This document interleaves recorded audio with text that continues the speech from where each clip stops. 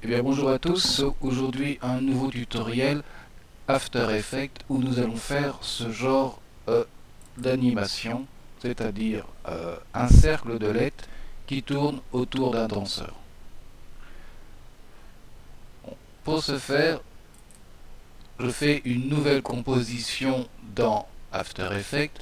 Donc les paramètres de cette composition que j'ai faite, c'est du HDV 720, donc une largeur de 1280 pixels par une hauteur de 720, pour une durée de 10 secondes. À vous de voir à faire votre format et votre durée. Attention, ce genre d'effet est assez gourmand, il faut une bonne machine. Ok. J'ai travaillé dans Photoshop une quinzaine de calques avec des textes auxquels j'ai adjoint des effets de style pour que ce soit un petit peu flashy.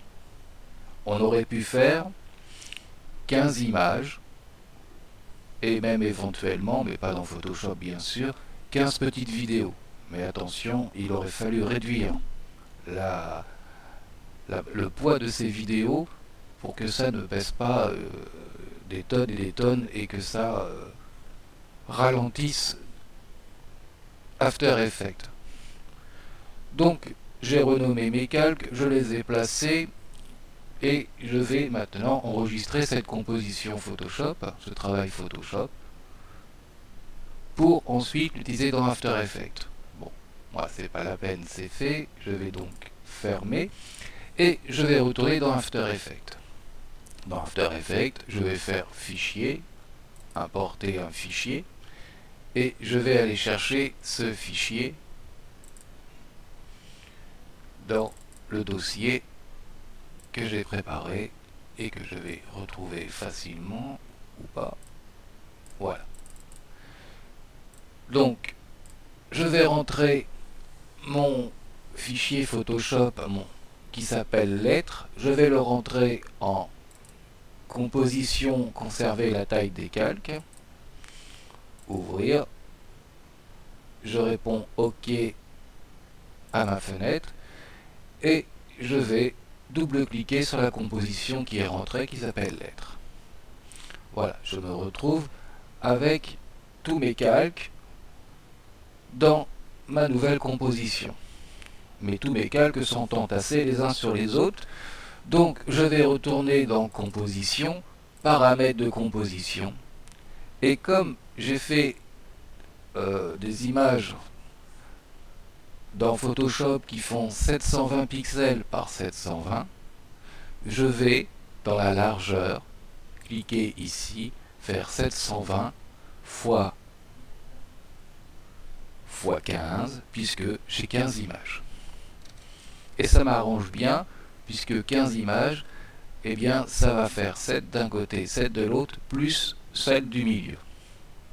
Et nous verrons que pour placer nos calques, ça sera assez sympa. Donc je réponds OK, j'obtiens donc une longue bande comme ça de ma nouvelle composition. Donc je viens de vous dire que j'avais fait 15 calques, donc au milieu, le 8e, c'est E1, mon astérix. Je vais regarder sa position. Il est à 7397 par 330. Je vais vérifier la position des autres. Par exemple le S qui est juste en dessous. Et j'ai pas tout à fait la même position parce que je n'ai pas centré mes lettres quand j'ai fait mon fichier Photoshop. Qu'à ça ne tienne, je vais copier la composition, la position de l'astérix, édition, copier ou CTRL-C, et je vais appliquer cette position à mes autres calques. Édition, coller ou CTRL-V.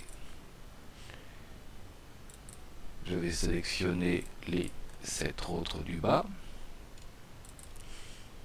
et le faire édition, coller. Voilà. Maintenant, tout le monde est à la même position. Alors c'est important parce que ça va me servir pour placer mes calques. Donc je regarde ma position de mon astérix, qui sera le calque du milieu, est à 5397. Donc je vais positionner le S, qui vient juste à gauche. J'appuie sur P, et je vais faire moins 720, la taille de chaque image. Et je fais Entrée, et After Effects, c'est calculé. Je vais prendre E, qui vient juste avant, appuyer sur Position, recopier la position de S, qui est 4677, moins 720, Entrée. Et je vais faire la même chose pour tous les autres calques qui se trouvent à gauche. On se retrouve dès que cela est terminé. Bien, je vais faire mon dernier calque tout à gauche, qui est le C, position P, et je prends l'emplacement, la position du calque qui est vu juste avant, donc 1077, moins 720. Voilà, toutes mes lettres à gauche sont placées. Maintenant, nous allons jouer avec les lettres qui se trouvent à la droite de l'astérix et nous allons procéder de la même manière.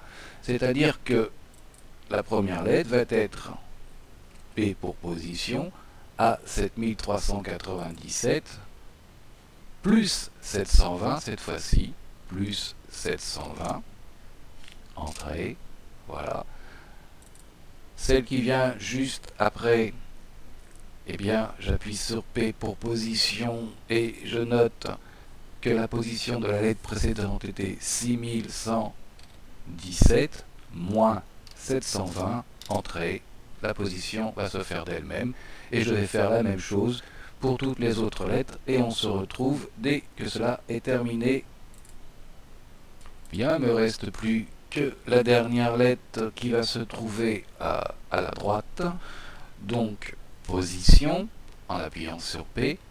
La position précédente était 9730, donc 9730 plus 720, Entrée.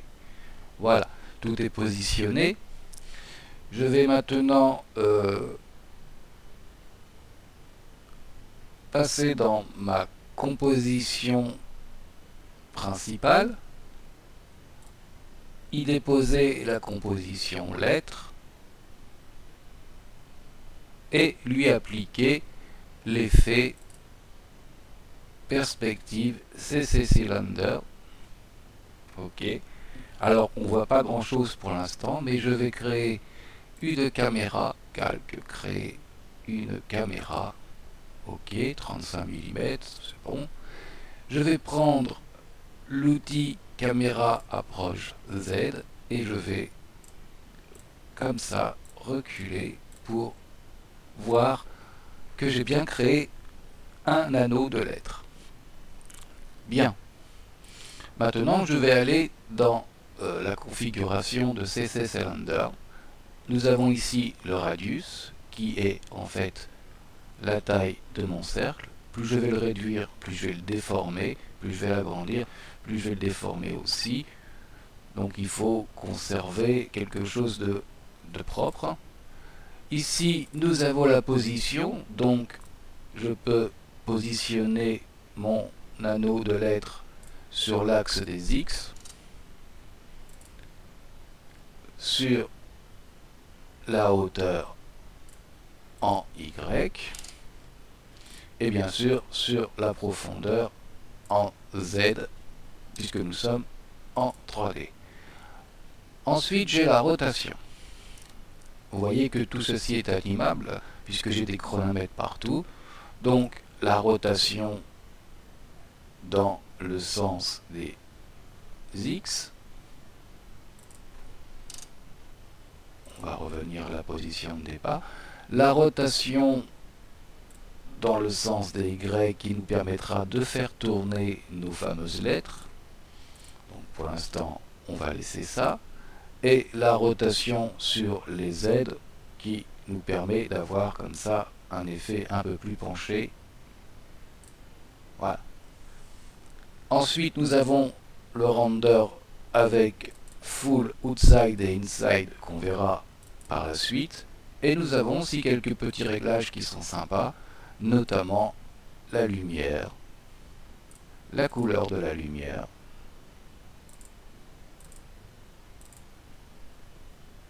Voilà, pour avoir quelque chose de plus chaleureux. La direction de la lumière, sur laquelle, bien sûr, on peut jouer puisque tout est animable. On a des chronos partout. Et le shading, qui va nous permettre de jouer avec l'ambiance. Voilà. Imaginons, ça fait très dessin animé, là. La diffuse. Le spécular, le roughness. Donc tous des petits réglages qui demandent du tâtonnement et puis en fonction de ce que vous voulez faire comme effet. Donc disons qu'on va rester là-dessus. Maintenant, je vais importer mon danseur. Mais auparavant, je vais animer mon calque, mes lettres. Ça me permettra de ne pas avoir à revenir dessus. Donc nous avons la rotation Y, c'est là-dessus que nous allons jouer.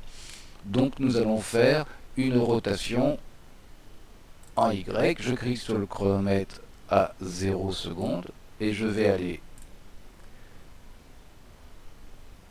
tourner dans ce sens-là. Voilà.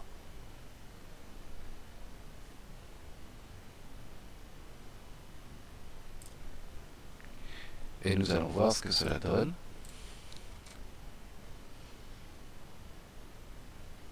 Eh bien, nous avons bien nos lettres qui tournent en anneaux. Voilà. On peut lui donner un léger penché. Sympa, comme ça, tout petit. Et nous allons donc maintenant pouvoir rentrer notre danseur, puisque notre animation de lettres est faite. Donc mon danseur, je vais aller dans Projet, je vais aller chercher mon danseur. Alors c'est un calque que j'avais préparé pour autre chose, donc je vais le glisser ici et je vais choisir le métrage pour pouvoir sélectionner uniquement le calque qui m'intéresse dans cette composition, qui est le danseur. Ok, voilà. Et je vais le placer dans ma compo et le mettre en 3D. Bon, c'est très bien, mais pour l'instant, mes lettres tournent devant mon danseur et ça, c'est pas ce que je recherche. Donc, je vais dupliquer ici ma composition, CTRL D, en faire passer une sous le danseur et en conserver l'autre au-dessus du calque du danseur.